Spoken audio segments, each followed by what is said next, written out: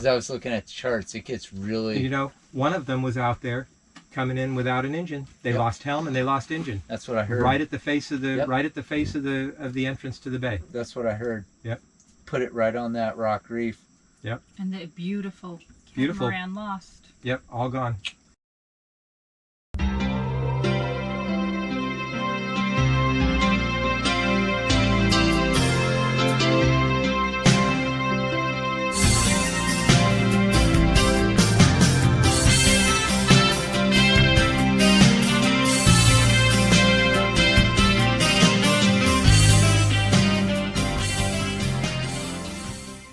So we're here with one of our good friends, Kelly, and we're just going to sit around and talk about boats for a while.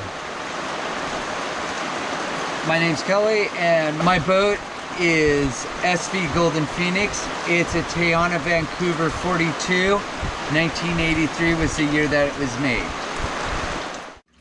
So I guess this is one of the bad things about a boat, right? Is dealing with salt water. It depends on where you're at. So like when I was, when we were in Charlotte Harbor and we were on the Myakka River, you know, it's brackish water and it was a little skeezier, but the Bahamas was really clean. Like I felt clean. The only complaint Maria had about it was that it dried out her hair and made it really hard to comb and maintain. Yes. Right. It's because, you know, that salt water just strips all the moisture out of it and things. No, the salt water in the Bahamas is fine. We were bathing in the salt water in the Bahamas all the time too. Yeah, it did. With Hannah's long hair, it's the same thing. Yep. So she would usually end up putting conditioner on it and then rinsing in salt water. Yeah. Well, what was weird is when we got in the Bahamas, we got to the Bimini and we stayed there for 10 days. And so we had the shower right there at Brown's Marina. Right. So we're showering twice a day. After that, it wasn't until we got to Turks and Caicos where we actually had a proper, real human shower. Right. Because even in Georgetown, they had no like water rinse places or anything that we were aware of on Stocking Island or anything. So, but the water's so darn clean. That's the thing. It's like we used to throw our when the kids were little. We used to throw the clothes in a net. Mm-hmm. And we'd throw it off the back while we were sailing. Yes. So that was where the dirty diapers went, in the net, over the side. It's a very good idea. Couple hours towed behind the boat, and they were clean. Yep. Oh yeah. But if you wash things in salt water, the problem is it's like they never dry. Yeah. They're just always damp. There's always a dampness, and there's always that salty. Yeah. It's interesting because after a while, it's like your skin gets used to the salt water. Yeah. And so you're really itchy and scratchy for a while, but after a while, it's like it just becomes normal and it stops itching. I found the salt water to be, like, for me, I always joke it's a healing thing. It felt healing almost to be in the salt water and swimming all the time. And well, I mean, that's why people go to places like the Dead Sea. Yep. You know. But hey, Hannah, are you going to come up? I'm going to fold laundry. You guys talk. Oh, no, we need you here too because we're talking about salt water and hair. Okay. Yeah, well, thank you. I wonder if your hat is tipped the way you want it. Yeah. Angle-wise. So what's the... Down over your right eye. What are we talking about here? I heard salt water and hair. Salt water and washing hair in salt water. Yeah, but what's the purpose of this? Well, we're generally talking about things that are a problem on boats. Everybody thinks that this is, you know, all just, you know, the life of Riley. And the bottom line is that there's a lot of things that are a pain in the ass. Yeah. Okay. Toilets. Yeah, isn't that funny? You don't go Yeah. to visit somebody's house and say, what kind of toilet do you have? Exactly. You never have somebody do. else's boat, it's like, what kind of toilets do you have? And when anyone ever comes, you have to brief them on the operation. It doesn't matter what toilet you got. Right, right. You know, whether you got a vacuum toilet like here, you got an electric toilet, or you have a manual pump flush. Manual Yeah. pump. Salt water, fresh water. Yep. Or if you have what I have, a cat A box. composting toilet. Yeah, a cat box. composting toilet. And also, in what other world do you go to somebody's house and think, do I ask to use their bathroom? Like, I've never used a composting head before. Makes me super nervous. So when we go to somebody's boat that has a composting head, I haven't had to. You know.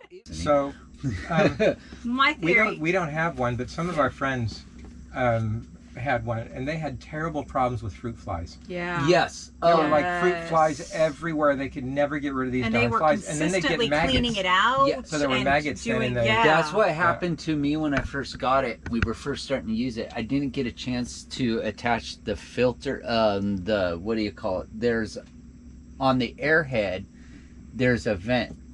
I finally got the vent. That kind of helps subside it. But one thing that really made it bad, and we had millions of maggots, is when we first started using it, we were using peat moss. Peat moss has a lot of bugs in it.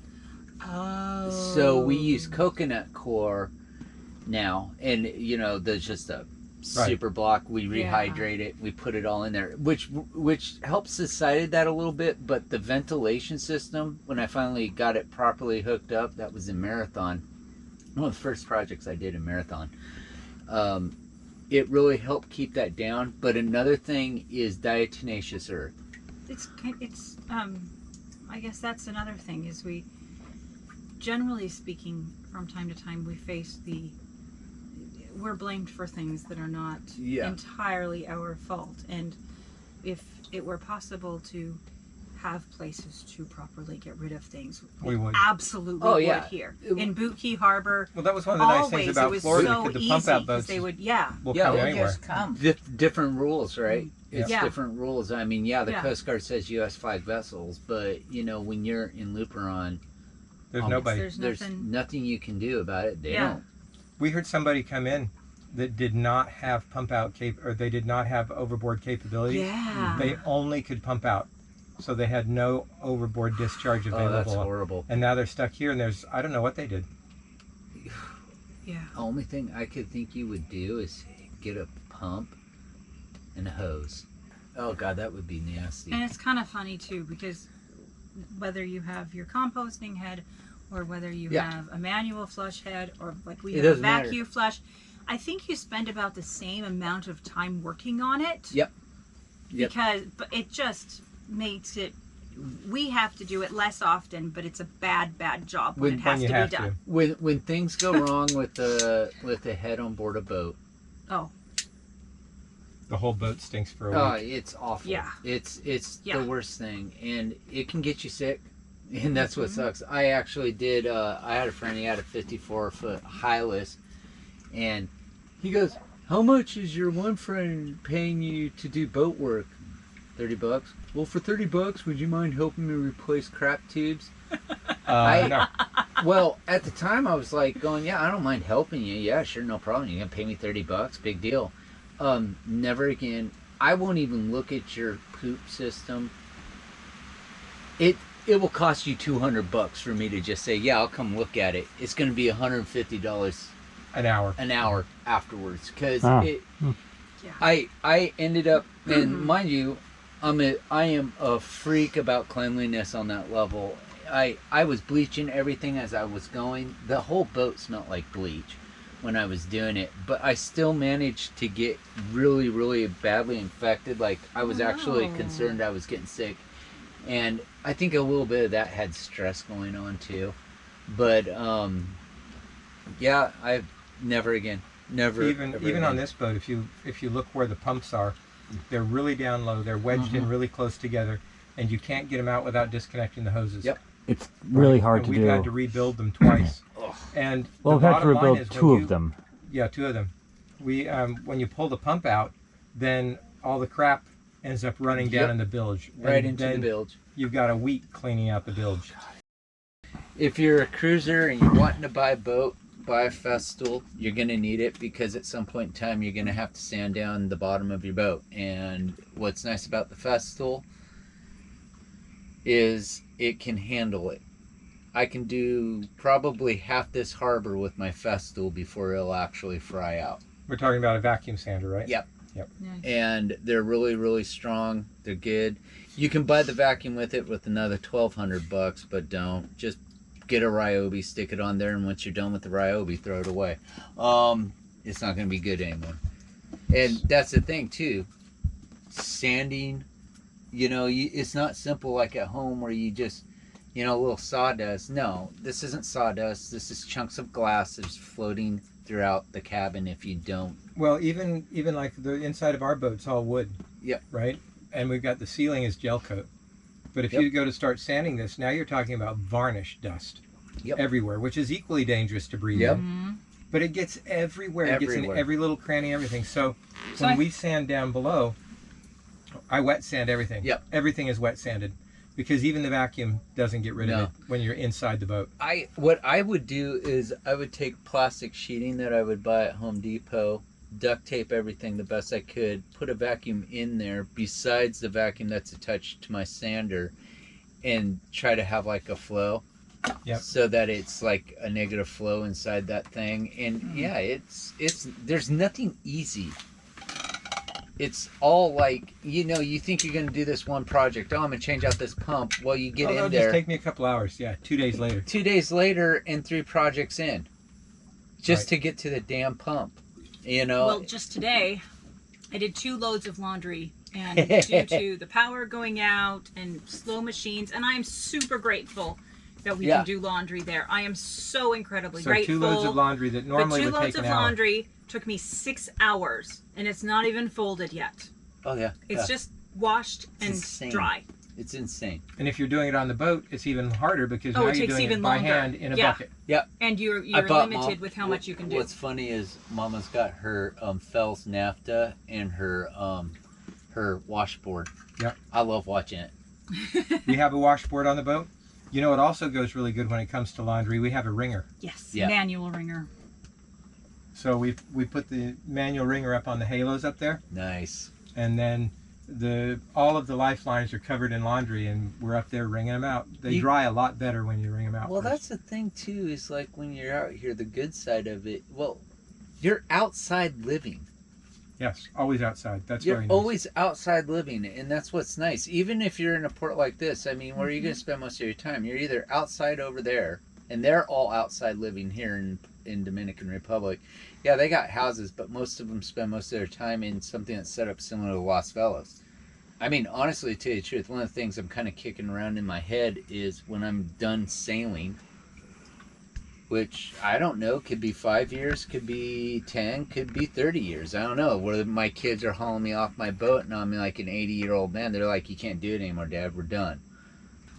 I would love to buy a place here because that's exactly how I'd set it up. I'd set it up just like Las Vegas, where you got a really big thing, except for the only thing is I'd have my kitchen in the center of it surrounded by a bar. On that Well, level. and with our boat, we can't even have a bimini. Yep. There's no place for a bimini. We have a little tiny Dodger. And when you're in the rain, you're sailing, it's wet, it's cold. Yep. It can be 80 degrees outside, and you're freezing cold in that rain. That was the most amazing thing I ever did. It was my first overnight passage to Marathon from North Captiva. And it's like, 85, 90 degrees out there. And then nighttime hits. And then you start getting a little bit of spray. And you keep on going. And it's cold. By the time I woke up in the morning, the first time ever in Florida, I was literally bundled up in a jacket, wearing shorts, and wearing my, my red beanie. I was freezing my tail off. Even coming down here through the Yeah. Bahamas, most of the time I'm barefoot Mm-hmm. because shoes on a boat just don't work. I know they sell boat shoes, but they're crap. They They're don't work. garbage. I don't care how much money you spend. Boat Yep. shoes are miserable. So now I'm back there, and it's raining, and it's nighttime, and it's 80 degrees outside, but my feet are so cold I can't feel my toes anymore. Yeah. Do you remember after we sold our first boat, Yes. and then we got totally disconnected with the weather, and we felt weird because we couldn't feel the weather anymore, Yes. and you couldn't see the stars at night. And I'm not looking Yeah. forward to that aspect of going Yeah. back. I mean, I have to for a couple of years. It's pretty common. You end up kind of okay, one thing you're going to always overestimate is how quick you're going to get from point A to point B. Like, Right. if you guys actually saw my original sail plan, it was insane. I'm going to go into the Bahamas, cut over in the Bahamas. We're going to go east of the Bahamas, and we're going to drop right down to Provinciales. We'll be there in 2 weeks. Bullshit. 3 months later, Yeah, 3 Yeah. months. Literally. Yeah. Yeah. So, Dad didn't even get to leave the U.S. I felt so horrible about it, the interesting thing is you think that it's going to be cool with a breeze and stuff, and the breezes are nice, I get it. But when the water is 95 degrees and it comes through the hull of the boat, The inside of the boat is nothing 95 degrees. yeah, there's nothing that will keep you cool. I have been that's sleeping one of outside Yeah. out ever since then, unless it was the middle of winter, because until it gets to be fall in the middle of winter, it is utterly unbearable. But because you're out in the weather and you become accustomed to it, several things. First of all, while the sun, I need to be better about putting lotion on my skin and stuff. When I went back for a month where I was in a house, I went back to visit my parents, and my skin got really dry. That's the thing. And then Yeah. I came here and back here, and I realized how this moist humidity It's great was on this. Well, and really even, good for even your the salt skin. air keeps you moist too. Yeah. Well, that's the thing that Maria was talking about, because when you go up to the upper latitudes, that colder air is usually drier. Yeah. And Speaking of humid air, how long does it take your hair to dry? Does it dry? That's my answer. Probably. We've had just one instance, I think, but maybe no. We've had a couple instances where This our one's water pretty pump heavy, needed to be Stephen. rebuilt, or we Yeah. had an issue with the water. So we don't have 35 gallons in jugs, but we keep probably 5 gallons of drinking water. speaking of, Yeah, no, that's the thing. just is- in case Like- we have water because we have pressurized Stephen. water.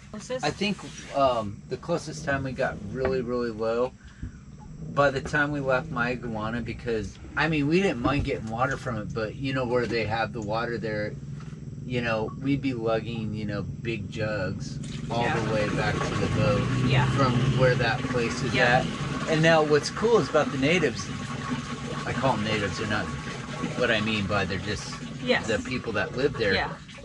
They're like the friendliest people on earth. They couldn't believe we were walking in the rain, but we haven't been off the boat forever. I mean, you know what it's like when Yeah. you can finally actually walk. Get to land, yeah. Yeah, And then you have fresh water on you. yeah. Fresh, clean water. Yeah. And so what I did is we didn't load up. We had enough water. We lasted, but we got down to 10 gallons by the time we got back. By the time we got to Provincialis. Ooh. So we were cutting it close. You ration everything. You ration power. That's the one thing you don't, like, people don't understand. You go home, you just plug something in, it works. Here you got to think about how many amps am I drawing. Speaking of which, is the internet off? It is, yeah. Okay. You know, right? Yeah, I mean, you can fire up Starlink at home. No one cares.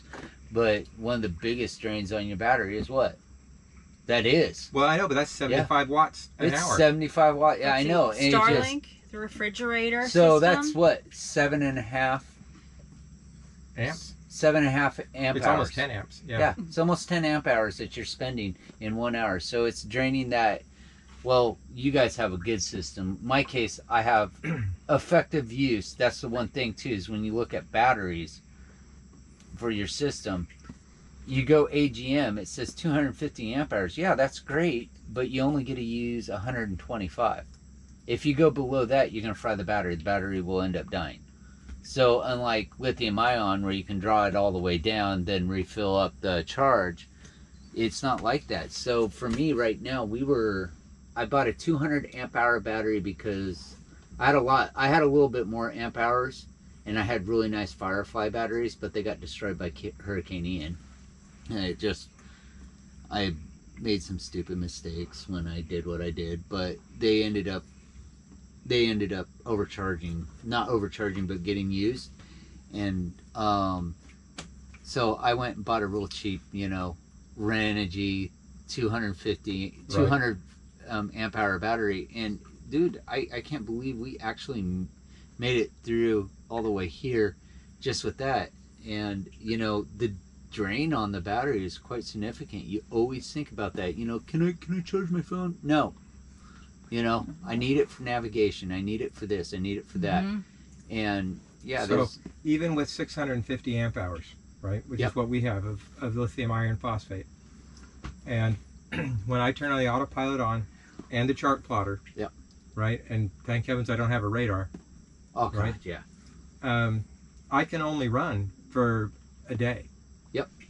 I can make it a day and a night, and we have to essentially run the generator. When we're traveling, I have to run the generator about 2 hours a day to keep up with my chart Just plotter. keep up with the chart plotter. Yep. That's the thing is like, and what's amazing is Starlink's amazing. That's game changing. That's straight up game changing. I can't imagine using it underway. No. I'd burn up my battery so quick. Oh yeah. No, it would. No. You know, we had some friends that well, they've got lithium ion too. In fact, they have more amp hours than we do. But they weren't rationing. They weren't paying attention to it.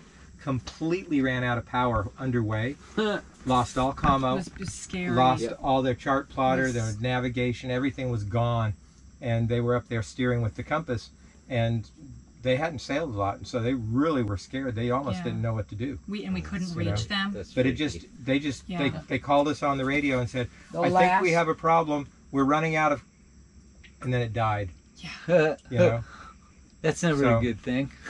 no, they were really terrified. Well, that reminds me, like, there was this guy I helped take a boat from Marsh Harbor, and we were going to go to Fort Lucy, because that's where you can get into the intercoastal waterway to get to Lake Okeechobee, Okeechobee. and then cross over to the Gulf side, and it literally spits you out at Fort Myers.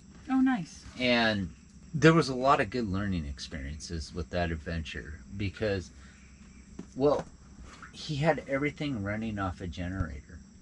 That's Bilge- much like we do. Yeah, bilge pumps failed. He had no batteries. He had no batteries. No, there he were just flat ran no. on a generator. Yeah, everything Oh, that wow. powered that boat was off a generator. So we had no radio. Generator died. We took on water. And I didn't realize how bad it was, but we had theories. We got into some really rough seas when we were crossing from the northern part of the islands up there, the northern Bahamas, and we were coming down to Fort Lucy. And we were about halfway through. So I was about 20 miles away from land, and everything went to shit. We lost power, we lost steering, we lost everything, and so we were literally adrift. Power, we're floating up, and by this time it's about 10 o'clock at night. And I told Maria and I told my friend we should be there by 9 with the current speeds and everything, you know, Until which you're would make adrift, sense. yeah. Until Yeah. we were adrift. And this was an 80-foot sport fisher, and it's an unfortunate fact. He ended up sinking that boat off of the coast of Isla Mujeres. He's not a safety-minded person, and he sunk his boat. But it was really scary, his communications, and it taught me a lesson. So one thing I have, and if you sail a boat, oh, it's at the boat right now, where it belongs, handheld. but is my InReach Mini 2. Sat, Or you have your sat phone. yeah. Yeah. Even if you're 20 miles away and you can actually see the city lights of Miami, there is no more frightening feeling, no more isolated, scary, I'm truly alone, and especially when you're with someone that you're not very happy about being around, floating at 3 to 5 knots north in a current with no steering and big giant ships around you that don't even notice your flare guns. Two things besides the radio that you always keep on hand. EPIRB on a boat. If a boat doesn't have an EPIRB and you're crossing oceans, don't go. Have your own sat phone. They're not that expensive. They're $400 and it's $50 a month. Now also we have our- an EPIRB, yeah. but we don't have a sat phone. But what we do have is I have a ham radio and an HF radio. Yeah. Yeah, And on so- a yeah. So I can send emails from anywhere. Yeah. We Even when also we're have our underway. MMSI number. Yeah. We also Yeah. are- So that's good, people but can track us with that With at the least. transponder. But one of the reasons why I say that, because you never know sometimes in this community, sometimes you help out people, and one thing I learned is you're responsible for your safety. And there was a little bug in my head that said, nah, you're not doing this and you need to recommend it not doing it, and listen to that little bug in your head. Now on what I do, if I have a bug or if I have a feeling, I do. It's like, Yeah, it's almost like boating makes you superstitious. doesn't yeah, it? Yes. it was, well, I know it was kind of weird like the other night. I know you guys are old salts. I know you guys are old salts. You got your Yeah, but system. you came They over and are. watched us over, made sure we got back to the boat. Because it kind of bothered me a little bit. Something in my head says, just go and watch. Even if nothing happens, you're there. And, you know, when you have a little bit of rain and stuff, that's why. It was not to be insulting. I don't think you guys take it that way. Yeah, But no. some people do because they're egos. You know, you have some of these guys in this harbor, they have, or any place in the community, they have egos that are bigger than they should be. And it's like, no, it's not about that. It's, Yeah, but if you don't have an ego and if you're not independent, yeah. this is probably the wrong It hobby does. for you anyway. Well, that's right? isn't that the wicked curse about it? Yeah. So, like, on the other hand, and that's one of the things, there's a lot of dichotomy in sailing. You have to know when to check yourself. I think that's one of the things. You have like, to know to be humble, even though you yeah, think you're yeah, the best sailor yeah, in the world, right? right. And Yeah. because you never know what you're going to get thrown at. Sea is a horrible mistress. She's loving, but at the same time, she can be fickle. And, you know, Never screw with Poseidon. Don't. I've been out there, man. I've been out there in an aircraft carrier, right? And I'm seeing waves that are taller than the flight deck. I've told some friends of ours that really a sailboat is designed for the waves. Yes, A deep it water is. boat. Yes. A blue water boat Yes. is designed to handle Yes. this stuff, right? So you don't really need to be too afraid of it. You need to respect Poseidon. Respect it. But I've told them, if the waves are not higher than your spreaders, you're going to be fine. Yep. If the waves are higher than your spreaders, worry. Right. Yeah, and that's the thing is like, you know, that's one of the big things for me is like weather. And if it tells you 2 to 3 feet, you're looking at 4 to 8. Always anticipate twice as much as what they say. That's been my number one lesson being out here. Well, On the other hand, though, think about this. Typically, you have to leave in a small craft advisory half the time. If you have a big, heavy boat, Yep. it's a small craft advisory that gives you enough wind to actually make any That- decent headway. That is true. It's like, I think the strongest wind I was in with that boat with full sail, which it's not really full sail because I don't have the jib on there. I have the Genoa and it came from a smaller boat, but it's still a lot of sail. It's a 120 Genoa. It comes about 20% off the back end of the mast. Was about 25 knots. That's when I hit 9 on hull speed. And that's a yeah. small craft Yep. advisory. That's a small Yeah. craft, and it was choppy, but you know, and speed over ground was 8.5. So we were booking. Yep. That boat was booking. That's the fastest I've ever had that boat, and it sounds scary. Even though when you really think about it, you go like 10 knots, 9 knots, 8 knots. Are you Right. serious? And if it's a 10-knot wind, you're lucky to make 3.5 or 4 knots. Yeah.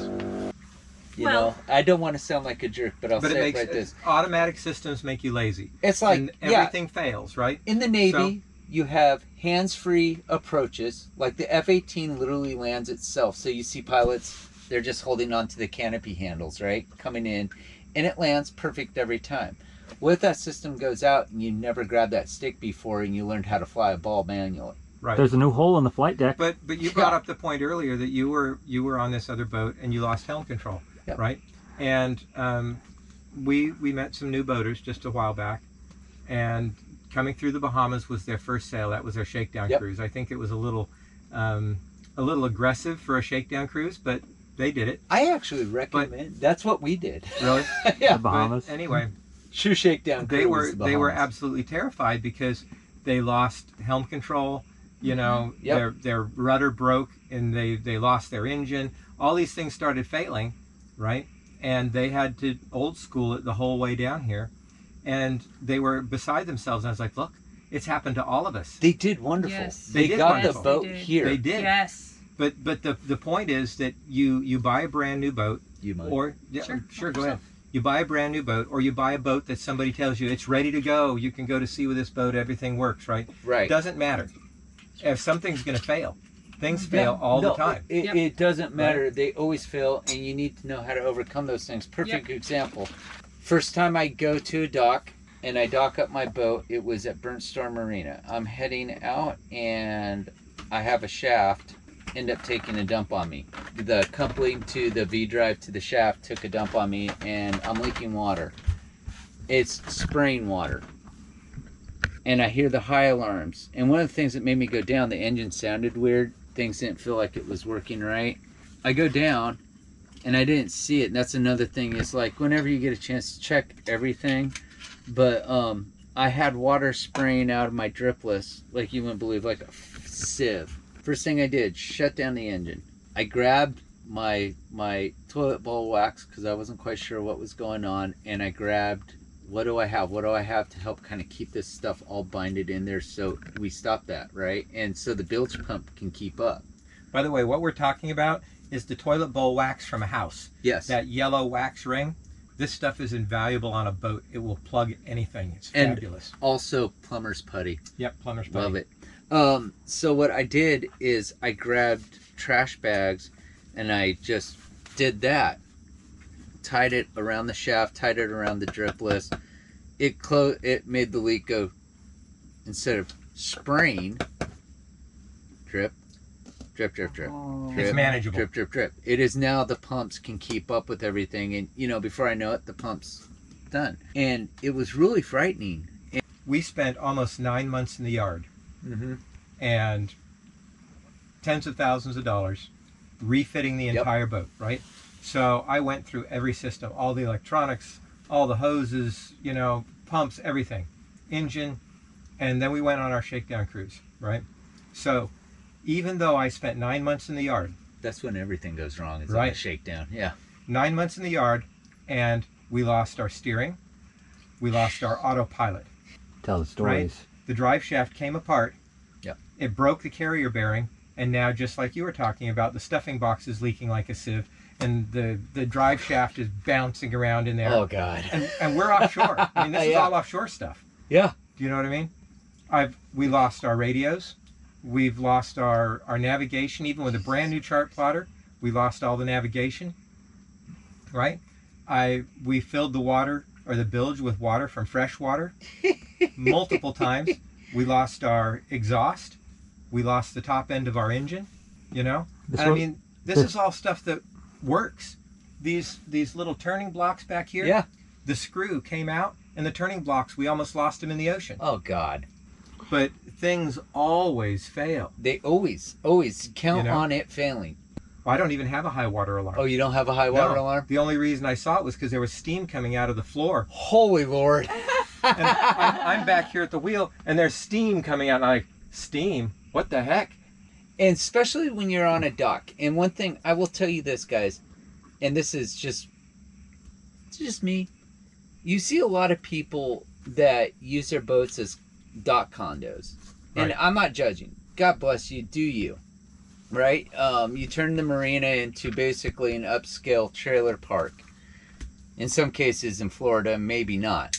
But what I've always found amazing is seeing people have freshwater hoses directly hooked up to their freshwater tanks with them on. Yep. What are you thinking? You never do that. And then you get a leak in your pressure Yep. system, and you just keep pumping water into the bilge, and If the boat you're- sinks right there at the dock. Yep. You mean tell me you're that lazy that every 2 or 3 days you can't go can't fill your actually tanks. fill your tanks? That's insane. It's dangerous. Speaking of dangerous and backups, by the way, you mentioned that you ended up with only 10 gallons left, right? So you always fill one tank at a time. Yeah. Right. We were in San Salvador 25 years ago, and we went to get water, right? When we went to get water, we asked which was the fresh water and which was the brackish water, which was drinking water. They told us this one was the drinking water. So we went ahead and filled our tanks. And then we headed offshore. 600 miles later, we found out that our tanks were brackish, and we couldn't drink the water. So now we have to travel 10 days all the way to Puerto Rico with 10 gallons of That's water. just straight up. That was bad. That's awful. See, that's the thing too. Is like, But luckily we had it in 2 separate tanks. If we hadn't had 2 separate tanks, Yep. we'd have filled our entire freshwater system with brackish. and that's something I learned in the Navy. We paid to have. We were in Lanshebang, Thailand, on a certain vessel, and we paid a contractor to fill up our water tanks while we were there. Come find out, people are feeling sick. Right. Now, it wasn't that there was any animal living in the water. It was actually literally toxic waste in the water. Right. Oh.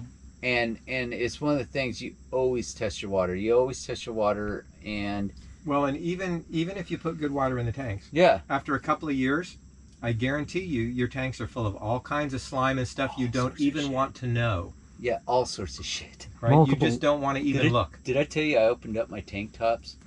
So, I mean, even now, right? It's been 3 years since we Yep. cleaned our tanks. Now our water is fine, but we run everything through a filter before we Yep. drink it. By Even though we're Brita. putting RO water in the tanks, Yep. right? Or rainwater in the tanks, we don't drink straight out of our tanks. No, you shouldn't. Yeah. And then you've got stainless steel tanks, Uh-huh. and they shock treat it with chlorine, and then 3 years later their tanks leak. Yep. 'Cause Yeah. stainless steel and chlorine do not Do get not along. mix. It'll even be rough on aluminum. You don't want to do it. And then you end up with thousands of dollars of repair to replace these tanks, and you got to tear the whole boat apart to do it. It's not even worth it. It's So, if you think you're going to shock treat your water with chlorine, don't do it. Just don't. peroxide. Even though there's peroxide, but even though there's slime in there, it's fine. It's not a problem, right? slime won't kill you. No, and it won't kill the tanks. One of the things that you learn as time goes by is you learn what you actually need. Oh yeah. So obviously you have to love this to be able to do this. And to be honest, I love the movement of the water. It just feels so soft underneath, and sleeping on a boat. And There's nothing like sleeping on a boat. but you Yeah, learn it's- how much power and how much water you actually use, and you find yourself in like a comfort zone. And we've been doing this for, I guess, over Right. 3 years, but we run a dock This for a time. lot of it. So at least a good 2 years of actual cruising off of the dock. Well, Yes, off the Something dock. like that, yeah. Deep water cruising. And I'm pretty comfortable with like water use, and sure, I don't get to wash my hair every day, but that's okay. And most of the stuff that we have, I'm pretty comfortable, and I've learned like how much we need of different things and how much we actually don't need. We're fine on power. That's the Yes. thing. It's But not. you establish a balance. It's not all makeup, nice hair, and bikinis. No. It's Did we have that at actually all? yeah, we don't. But we do have nice evenings after a rainstorm Sure. on a Yeah. cool, quiet I mean- evening in the lagoon, just talking with friends and playing cards. That's Yeah. great, right? Well, that's But the problem is that for every hour that you're doing that, there's 10 hours of work. And you have to make proper choices, and if you don't, the consequences are grave. You're homeless in paradise. Or dead. That's the thing. Just coming into this harbor, just since we've been here, there have been 3 boats that have wrecked on that sandbar out there and sunk. That's scary. That was my biggest fear coming in here. So, what were you going to say, Mom? Well, sometimes you can be scared out of your wits, and you find out as you go toward a solution and you almost can laugh about it, that it's not as bad as you thought.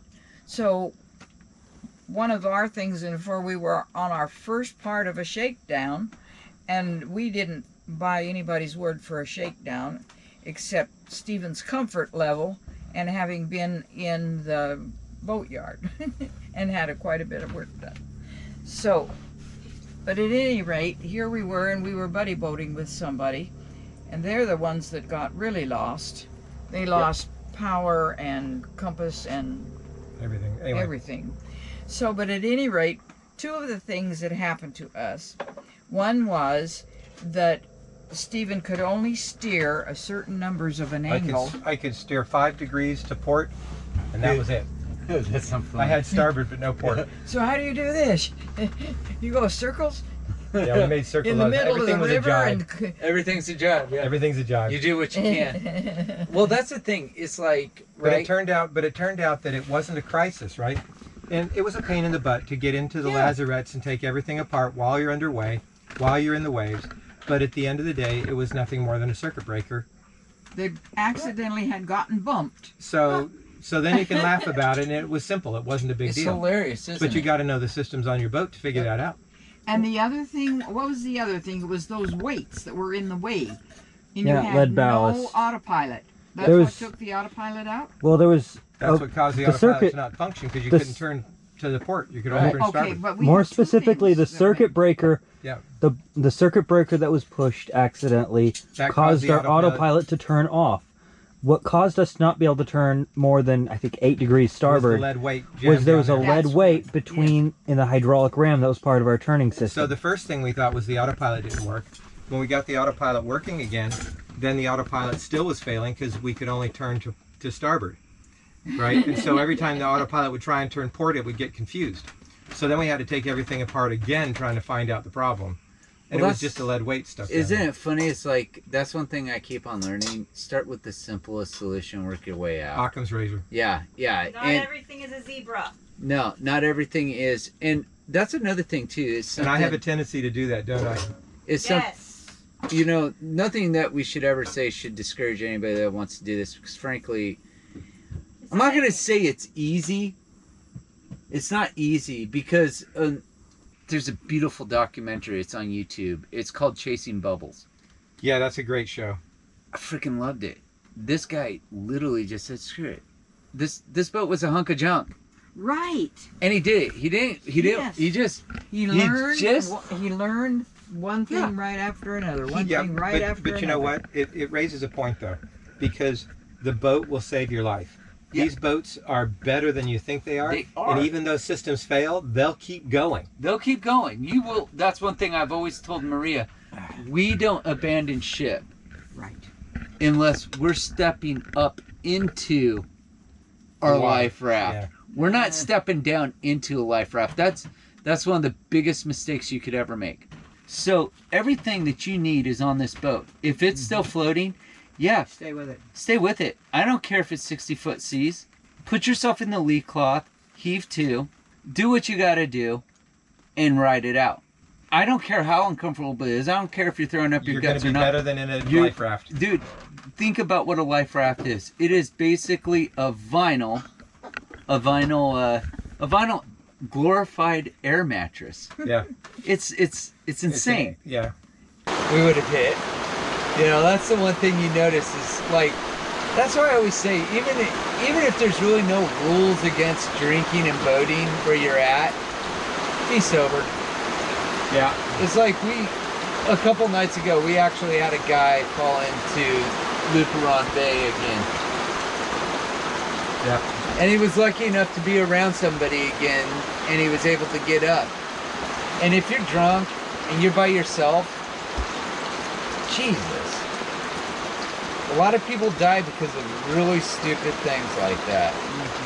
So yeah, there is a dark side to cruising on that level, I would say. Well, yeah, the people that you meet, Yeah. you find out that there's a tremendous amount of alcohol. Yeah. Tremendous. Not a little bit. Too No, much. it's tremendous. Yeah. It's like, well, that was one thing I noticed when I came here. I had a hard time when I first got here because the beer was so cheap. You come from a place like the Bahamas or Turks and Caicos where you're spending $12 for a small bottle of Presidente. It's like $7. Oh, to you can get $12. Presidente in the Bahamas? Yeah, they sell it there. That's the first time I ever drank it was in the Bahamas. And then you come here and you see the big bottle for what, 200 pesos? A 4-ish bucks. little, yeah, like A little under $4. $4. Yeah, like under $4. And the next thing you know, you're constantly hanging out with everybody that wants to drink their liver away. And, you know, yeah, there's a dark side to cruising on that level. One thing I noticed, especially in like marathon, a lot of drug use. And when I say drug use, I'm not talking like, I like to smoke an occasional bowl of marijuana. I mean, like hardcore drugs. Like the bad stuff. Choose how you behave wisely too. Don't ever drink, and don't drink ever and sail. do not smoke, drink while you're sailing your vessel. Be sober minded, because man, that's scary. And you know, I wonder how many people actually, you know, that you meet that when they're out there, they're like, oh, fuck it, hand me a beer, hand me another beer. Have me another beer as they're on the helm. And they got to navigate charts, and they got to. You mean to tell me they're navigating charts? No. It's one of the things I always hear. Oh, we were so tired once we got somewhere. I've been up for 40 hours straight at the helm.